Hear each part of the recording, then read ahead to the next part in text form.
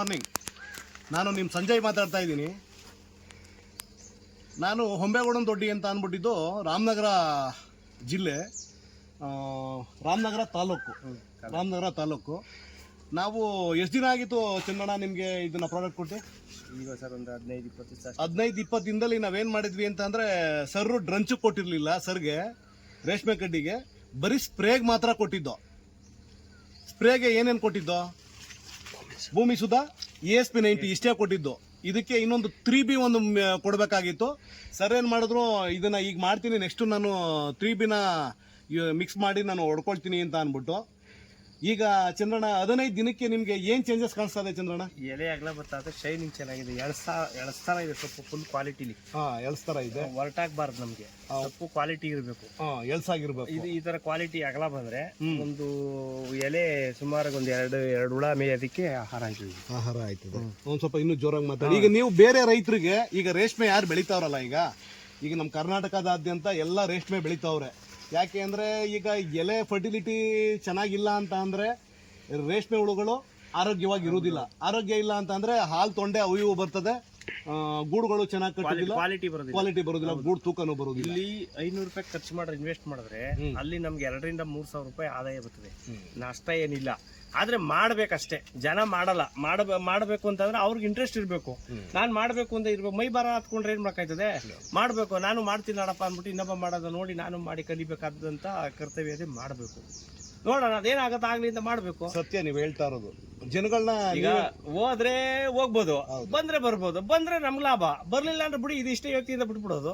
ಈಗ ಸದ್ಯಕ್ಕೆ ಈಗ ರೇಷ್ಮೆ ಬೇರೆಯವರೆಲ್ಲ ಬೆಳೀತಾ ಇರೋರಿಗೆ ನೀವು ಚಂದ್ರಣ್ಣ ಏನ್ ಹೇಳಕ್ ಇಷ್ಟಪಡ್ತೀರಿ? ಇಲ್ಲ ಸರ್, ನಾನು ಎಲ್ಲಾರ್ಗು ಅವ್ರಿಗೆ ಹೇಳ್ತೀನಿ, ಅವ್ರು ಈ ಕ್ವಾಲಿಟಿ ಮೇಂಟೈನ್ ಮಾಡಿ ಮಾರ್ಕೆಟ್ ಅಲ್ಲಿ ಒಳ್ಳೆ ಬೆಲೆ ಸಿಗ್ತದೆ ಅಂತ.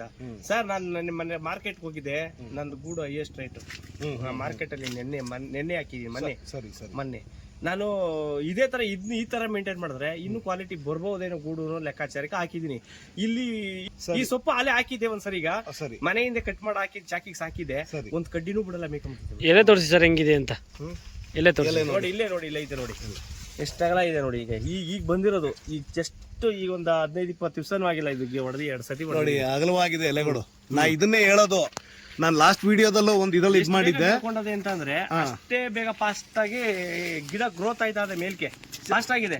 ಈಗ ನಾನು ಇನ್ನೂ ಒಂದು ವಾರ ಅಂತಿದ್ದೆ ಚಾಕಿಗೆ ಹೇಳ್ಬೇಕು. ಈಗ ಚಂದ್ರಣ್ಣ, ಈಗ ನಾನು ನಿಮ್ಗೆ ಇದಕ್ಕೂ ಕೊಟ್ಟಿದ್ದೆ, ಅಡಿಕೆಗೂ. ಅಡಿಕೆ ಅಲ್ಲಿ ನೋಡಿ, ನೋಡಿ ಸರ್, ಅದನ್ನ ನೋಡಿ ವಿಡಿಯೋ ಮಾಡಿ. ಈಗ ನಿಮ್ಗೆ ಏನು ಅನಿಸ್ತು? ಇಲ್ಲ ಸರ್, ಅದು ಕೊಟ್ಟ ಮೇಲೆ ಸರ್ ಎಲ್ಲ ಫುಲ್ ಗ್ರೀನ್ ಬಂದಿದೆ.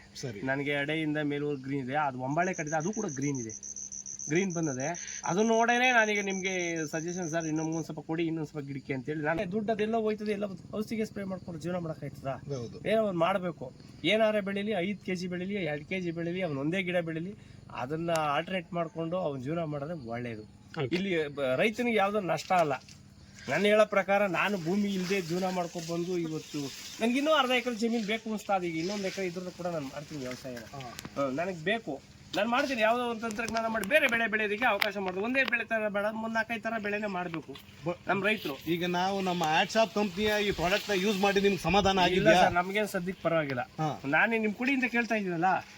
ಸರಿ ನೋಡಿ ರೈತರೆ, ಈಗ ನಾನು ಹೊಂಬೇಗೌಡನ ದೊಡ್ಡಿ ಚಂದ್ರಣ್ಣ ಅಂತ ಅಂದ್ಬಿಟ್ಟು ಇವ್ರ ನಂಬರ್ನು ಕೊಟ್ಟಿರ್ತೀನಿ.